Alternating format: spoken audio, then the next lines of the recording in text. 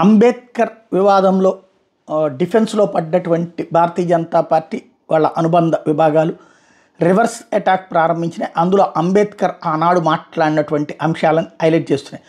భారత రాజ్యాంగ నిర్మాత స్వతంత్ర భారతదేశం మొట్టమొదటి న్యాయశాఖ మంత్రి డాక్టర్ బిఆర్ అంబేద్కర్ 1950 అక్టోబర్ 10న రాసిన రాజీనామా లేఖని సమర్పించినటువంటి అంశాన్ని ఇక్కడ హైలైట్ చేస్తున్నారు. అందులో ఆయన ఎస్సీలపై అప్పటి కాంగ్రెస్ ప్రభుత్వం ఉదాసీన వైఖరి చూపుతోందంటూ నిరాశ చెందారు.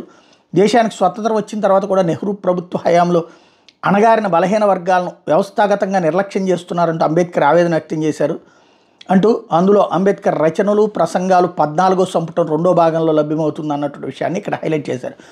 ముస్లింలు ఎస్సీల విషయంలో ప్రభుత్వం అనుసరిస్తున్నటువంటి పద్ధతులను పోల్చి చూసిన అంబేద్కర్ ముస్లింల రక్షణ పట్ల ప్రభుత్వం చూపుతున్న శ్రద్ధతో పోల్చి చూడండి. ప్రధానమంత్రి తమ సమయం మొత్తాన్ని తన శ్రద్ధ అంతటి ముస్లింల రక్షణకే కేటాయించారు.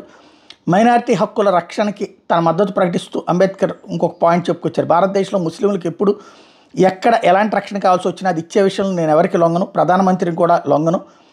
అదే సమయంలో ఒక సంగతి తెలుసుకోవాలనుకుంటున్నాను, రక్షణ కావాల్సింది ముస్లింలు ఒక్కళ్ళకైనా, షెడ్యూల్ కులాలు షెడ్యూల్ తెగలు భారతీయ క్రైస్తవులకు రక్షణ అక్కర్లేదా? ఆ జాతుల కోసం ఆయన ఏం శ్రద్ధ చూపించారు? నాకు తెలిసినంతవరకు ఏమీ లేదు. నిజానికి ముస్లింల కంటే ఎక్కువ శ్రద్ధ కావాల్సింది, దృష్టి సారించాల్సింది ఆ జాతుల మీదనే. ఇది ఆయన చెప్పుకొచ్చింది. అట్లాగే షెడ్యూల్ కులాలకు రాజ్యాంగపరమైన భద్రత విషయంలో చేసిన వాగ్దానాలు బ్రిటిష్ వాళ్ళు నిలబెట్టుకోలేదు. ఆ విషయంలో రాజ్యాంగ పరిషత్ ఏం చేస్తున్న విషయం ఎస్సీలకు తెలియదు. ఆ సమయంలో ఆయన ఎస్సీల స్థితిగతుల గురించి ఐక్యరాజ్య సమితికి ఇవ్వడానికి ఒక నివేదికను కూడా తయారు చేశారు. కానీ కొత్తగా ఏర్పడే పార్లమెంట్ ఎస్సీల స్థితిగతులు మెరుగుపరచడానికి కృషి చేస్తుందని భావించి ఆ నివేదికను ఐక్యరాజ్య సమితికి ఇవ్వకూడదని నిర్ణయించుకున్నారు. ఎస్సీల రక్షణ కోసం రాజ్యాంగంలో చేసిన ఏర్పాట్ల విషయంలో తనకు కొన్ని అనుమానాలు ఉన్నా ప్రభుత్వం వాటిని సవ్యంగా అమలు చేస్తుందని నమ్మి ఆమోదించారు.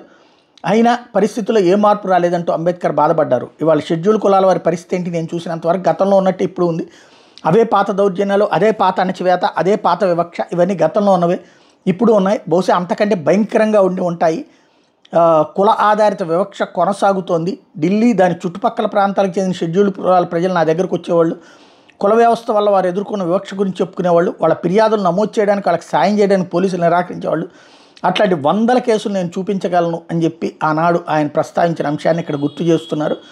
ప్రధానంగా ఏదైతే అంబేద్కర్ గారు ఆనాడే నెహ్రూ కానీ కాంగ్రెస్ గురించి కానీ తేల్చి చెప్పారన్న విషయాన్ని గుర్తు చేస్తున్నారు.